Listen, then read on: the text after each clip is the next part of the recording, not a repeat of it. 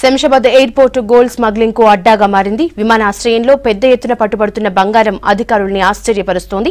తాజాగా air intelligence విభాగం అధికారులు ఓ వ్యక్తి నుంచి 2 కిలోల బంగారాన్ని స్వాధీనం చేసుకున్నారు.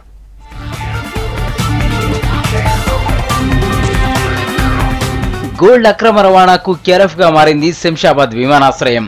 విదేశాల నుంచి పెద్ద ఎత్తున బంగారం అక్రమంగా దిగుమతవుతోంది.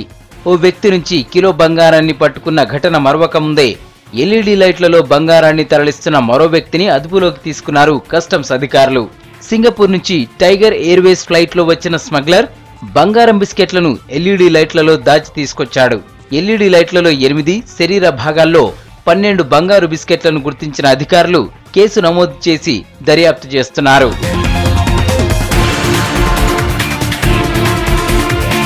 బట్టలు, షూ, కాఫీ పౌడర్, ఎలక్ట్రానిక్స్ పరికరాలు ఇలా అనేక రూపాల్లో గోల్డును తీసుకొస్తున్నారు స్మగ్లర్లు. కస్టమ్స్ అధికారులు పోలీసుల కళ్లు గప్పడానికి నానా ప్రయత్నాలు చేస్తున్నారు. స్మగ్లర్లలో కొందరు అధికారులకు పట్టుబడుతూ ఉండగా మరికొందరు గుట్టు చప్పుడు కాకుండా ఎస్కేప్ అవుతున్నారు.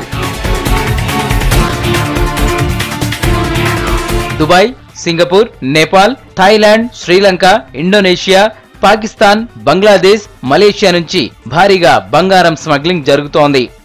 దుబాయ్ నుంచి ఎక్కువ గోల్డును తీసుకొస్తున్నారు. ఈ దందాలో చైనా కూడా చేరింది. ఎయిర్పోర్టులో ఏడాదికి 90 నుంచి 100 కిలోల బంగారం అక్రమంగా దిగుమతవుతున్నట్లు తెలుస్తోంది.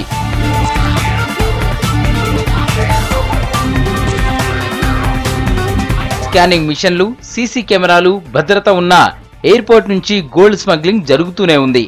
అయితే అధికారులు చెబితే తప్ప బంగారం పట్టుబడినట్లు తెలియడం లేదు. ఈ అక్రమ దందా వెనుక ఎయిర్పోర్ట్, కస్టమ్స్, రెవెన్యూ ఇంటెలిజెన్స్ సిబ్బంది పాత్ర ఉన్నట్లు ఆరోపణలు వస్తున్నాయి. అధికారుల అండ లేకుండా విదేశాల నుంచి బంగారాన్ని దొడ్డిదారులో తీసుకురావడం కష్టమంటున్నారు జనం.